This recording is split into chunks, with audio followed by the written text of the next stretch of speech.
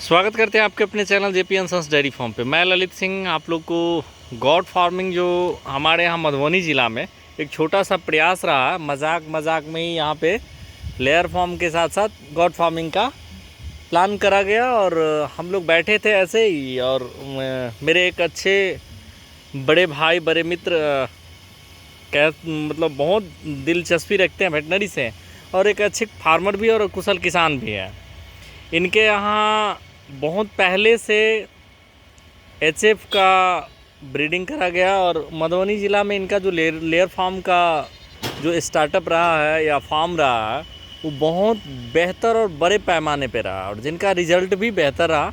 आज जो ये मेरे सामने देख रहे हैं आप, जो ये लोकल हमारे यहाँ जो ब्रीड है बकरियों की, उसमें से कुछ सेलेक्ट की हुई बकरी नहीं है। बस ऐसे ही कि भाई यहाँ जब हमारा स्टाफ है और अगर यहाँ हमारा मैन पावर रहने के बावजूद भी ट्राई नहीं कुछ करा जाए तो फिर मज़ा नहीं आएगा। और उस विषय में बड़ी मंथन हुई कि भाई हमारे यहाँ मधुबनी ज़िला में बहुत फार्म बकरी का खुला और बंद भी हो गया। तो हमारे यहाँ का जो माइंड सेट रहा है, ये लोग सिर्फ गव्य विकास हो या पशुपालन विभाग से लोन लेना और उस पैसे को गबन करना, एक शिद्दत दिल का वो ख्वाहिश नहीं होता है कि हम फार्म करें या बकरी पालें। उनका एक मोटिव ही होता है कि हम फार्म के नाम पे लोन ले और उस लोन को दूसरे बिजनेस में यूज़ करें। कोई पशुपालन से उनका हमदर्दी कहीं से नहीं रहता। और हमारे यहाँ के जो पदाधिकारी लोग हैं, लोन उनको ही देते हैं जो इस फील्ड में नहीं रहना चाहते हैं, ना उनकी दिलचस्पी रही कभी। जो रियल फार्मर है, जो पालते हैं या पालना चाहते हैं, उनको आज तक भाई ना तो गव्य विकास से कभी लोन मिला और ना मिलेगा, जहाँ तक हम जानते हैं। 8-10 साल से तो हम भी गव्य विकास के पदाधिकारी को जानते हैं और उनके नीति नियत को जानते हैं। तो यहाँ कोई लोन नहीं है फार्म पे, बकरी फार्म के नाम पे। और एक ट्राई था, छोटा सा प्रयास, और वो प्रयास आज के टाइम में इतना टफ रहा, इतना बेहतर रहा, जो देख सकते हैं। ये जो बकरी खा रही है अभी, वो एडवांटा का जंबो गोल्ड रहता है, शुगर ग्रेज है। इनके यहाँ एडवांटा का बहुत ऐसा वैरायटी मिलेगा हरा चारा के लिए जो गाय खाती है, उनमें से ही जो वहाँ गाय के लिए काटा जाता है हरा चारा, वही देखिए बकरी भी खा रही है और मज़े से खा रही है। तो ऐसा कोई फंडा नहीं है कि इनके लिए कोई स्पेशल हरा चारा का व्यवस्था हो या कोई पेड़ का पत्ता हो। तो मिलेंगे उस किसान से और पूछेंगे उनको कि कैसे इन्होंने इस तरह के फार्मिंग का स्टार्टअप करा और क्या सोचे थे वो जब स्टार्ट किए, तो क्या रहा, अभी उनको क्या बेनिफिट मिल रहा है। तो मिलेंगे। नमस्कार। कैसे हैं? बढ़िया। कैसा चल रहा है बकरी फार्म? बहुत बढ़िया चल रहा है। अपने यहाँ तो देख सकते हैं, जैसा हमने जिक्र भी करा कि लेयर फार्म का, तो आप दूर दूर तक देखेंगे और बहुत बड़ा, छोटा नहीं। तो ये फार्म रहा लेयर फार्म का। और बकरी के लिए हम हरेंद्र भैया से पूछेंगे। तो हरेंद्र भैया, बकरी का फार्म कैसे, क्या प्लान रहा? प्लान क्या था, पहले भी इच्छा था मेरा, हाँ, जो पोसे तो 1-2 बकरी रखते थे ऐसे ही। हाँ। उसके बाद जो है हम एकाएक एक आदमी बोला जो हम बकरी बेचेंगे, वो बकरी हम खरीद लिए। छोटा पूंजी लगाए, लेकिन 1 साल में जो है 17 बकरी से स्टार्ट किए थे। ठीक। अभी लगभग जो है हमारे पास उसी से 100 बकरी, जिसमें 40 फीमेल है और बाकी 60 जो है मेल है। इनका सबसे बड़ा समस्या होता है कि बेचना। हम जो किसी भी फील्ड में कोई काम करते हैं, जैसे हम अगर किसानी का ही बात कर ले, तो उपज करना बहुत आसान है, लेकिन हार्वेस्टिंग के बाद उचित मूल्य मिलना किसान के लिए बड़ी टफ हो गया आज के टाइम में। देखिए यहाँ बेचना जो है ना, हाँ, इजली है। मान लिया बहुत ऐसा जो है अपना कटिंग वाला भी वो भी आता है, और लोकल जो हुआ शादी विवाह फंक्शन या कोई पर्व त्यौहार बकरीद हुआ, उसके लिए जो है यहाँ पर एनी टाइम बकरी उपलब्ध रहता है। और वो जो है एनी टाइम जो है जब चाहे तब यहाँ से हम सेल आउट कर सकते हैं। तो जैसा कि मैं इस बकरी को देख रहा हूँ, बड़ी चाव से खाती है। तो ये जो बकरी है लोकल की ही बकरी है या किसी फार्म से आप बकरी खरीदे थे? लोकल बकरी, किसान से बकरी पालते थे, छोटा किसान। तो चिलचिलाती धूप, अभी आपको 25-26 जून का हम ये वीडियो शूट कर रहे हैं, और बड़ी धूप में ये टोटल बकरी आज धूप में खा रही है।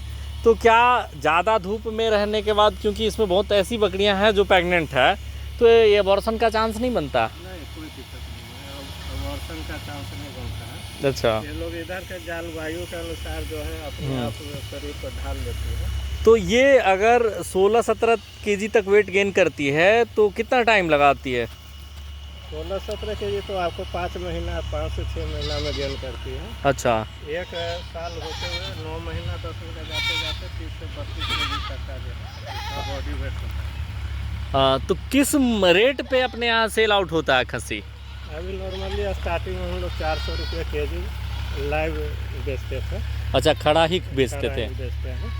अच्छा। क्योंकि कटिंग या हम लोग नहीं करते हैं, और वो 400 रुपये किसी को भी जो भी लेना है वो आपका 8 महीना से ऊपर का बकरी का 400 रुपये। अगर कोई पालने के लिए लेता है, हाँ। जैसे जमुना पारी हुआ, बिट्टल हुआ, तोतापुरी हुआ, तो आपका 5 महीना के नीचे का 1000 रुपये पर केजी के हिसाब से। भैया एक चीज़ बताइए हमको, क्या कि इसको फीड अनाज क्या खिलाते हैं आप?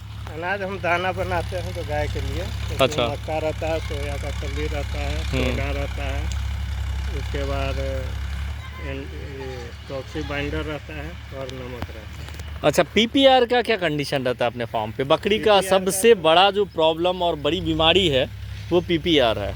तो पीपीआर से किस तरह बचाव रहता है, या अपने फार्म पे वैक्सीनेशन का क्या रहता है, और कितने टाइम पे इसको वैक्सीन करवाते हैं आप? देखिए, पीपीआर तो ऐसे नियम है, जैसे अगर एक बार लग गया बकरी को उसको दोबारा नहीं लगना चाहिए, लेकिन अगर इमरजेंसी में अगर ज़रूरी पड़ता है तो साल 2 साल पर लगा सकते हैं। ऐसे 4 महीना का जो बच्चा हुआ उसको आप लगा सकते हैं किसी भी टाइम। पीपीआर का वैक्सीन जो है किसी भी टाइम लगा सकते हैं, और वो मार्केट में भी अवेलेबल है, खुद लगाते हैं। और जैसा कि मैं देख रहा हूँ, एक भी बच्चा अनहेल्दी नहीं है। ऐसा नहीं लगता है कि भाई इसको किसी तरह की रिक्वायरमेंट है या ये ज़्यादा वीक है। तो बच्चे का क्या केयर करने का रहता है, आप कैसे केयर करते हैं? और ये जो बच्चा है तो डायरेक्ट मीटिंग का है या सीमेन का है? इसमें कुछ फीमेल का बच्चा है। अच्छा। जैसे जमुना पारी का है, और ये सब जितना आप देख रहे हैं सब 5 से 6 महीना का है। 5 से 6 महीना। 16 से 17 केजी वेट गेन कितने टाइम तक कर लेती है अपने? 5 से 6 महीना में 15-16 केजी आ जाती है। 5 से 6 महीना तक केयर कर लेती है। और एक चीज़ बताइए, इसमें आप जो लोग का कहना होता है कि भाई कंस्ट्रक्शन जो एक डेयरी फार्म का सबसे बड़ा नुकसान का सबब रहता है और जो सबसे बड़ा हिस्सा रहता है, हमारे यहाँ के लोग बड़े सेट बनाते हैं, पूरा पैसा खर्च वो सेट पे ही कर लेते हैं, और जब बारी आती है ब्रीड सिलेक्शन का, फीड मैनेजमेंट का, वो नहीं कर पाते हैं और उनका फार्म वहीं पे बंद होता है। तो क्या अधिक पैसा खर्च करना चाहिए सेट पे, या जैसे तैसे हमारी बकरी सुरक्षित रह जाए उस लेवल पे काम करके पशुपालन स्टार्ट करना चाहिए? देखिए, अगर आप बकरी पालन करते हैं तो सबसे पहला ध्यान जो है वो ये रखना चाहिए जो अपनी बकरी के बीच में बाहरी बकरी नहीं है। अच्छा। अगर वो बकरी आपके पास नहीं आएगी तो कोई भी बाहरी बीमारी जो है आपको नहीं होगी। चलिए, मान के चलिए आप वैक्सीनेशन किए हैं, बाहर वाला का किए नहीं है, तो बीमारी हुआ उससे होता है। और रहा बात शेड का, तो ऐसा ज़रूरी नहीं है जो आप जो भी यूट्यूब या जहाँ भी देखते हैं अपना पूंजी लगाने का। छोटा सा मान के चलिए 10 बकरी के लिए जो है 10,000 के रुपया खर्चा करके भी शेड बना सकते हैं, और लाख रुपया भी खर्चा कर सकते हैं। लेकिन यही है जो कम पूंजी में कम लागत में व्यवस्था करेंगे तो अच्छा प्रॉफिट होगा। और हरेंद्र भैया, एक चीज़ और जानना है कि बकरी में सबसे बड़ा एक इशू रहता है खुर का, कि उसके पैर के नाखून अधिक बढ़ जाने के कारण वो लंगड़ाने लगती हैं, सही से चल नहीं पाती है। उसको कैसे हैंडल करते हैं आप? उसको तो आप नेल कटर से जो उसको काटा जाता है, उसको काटने के बाद प्रॉपर्ली उसको बराबर किया जाता है। जैसे हमारे सामने ये बकरी खड़ी है तो फीमेल, लेकिन लग रहा है मेल की तरह, तो ये फीड का ही प्रभाव है? हाँ, फीड का प्रभाव। ये प्रेग्नेंट है या अभी खाली है? नहीं, प्रेग्नेंट है। 3 महीना का 3 महीने। एक बकरी मतलब साल में उचित कितना बार, जो एक मेडिकल साइंस कह रहा है, कितना बार उनसे बच्चा लिया जा सकता है? 2 बार। 2 बार। एक्चुअली जो है ना, आपका 150 दिन में बच्चा देती है। हाँ हाँ। ऐसे आदमी कहता है 6 महीना 145 से 50। अच्छा, तो इसमें कोई मचान या कोई कुछ नहीं है, बस ऐसे ही खाली में ये लोग रह अगर रहे? आपका ये प्रॉपरली अगर साफ सफाई है तो इसमें मचान देने का कोई जरूरी नहीं रहता। ओ, तो बहुत बहुत धन्यवाद आपको कि इस लेवल तक इतने बेहतर फॉर्म का ऑर्गेनाइजेशन होने के बाद भी आप बकरी पे भी कुछ अच्छा तर्क देखें और उस पर अपना एक अनुभव छोटा सा जो साझा किए छोटे किसान के लिए बहुत बहुत धन्यवाद कहना चाहेंगे। क्या कहना चाहेंगे आप जो यहाँ के छोटे किसान हैं, खास करके हमारे यहाँ जो महिलाएं बकरी फार्म का काम करती है उनके लिए?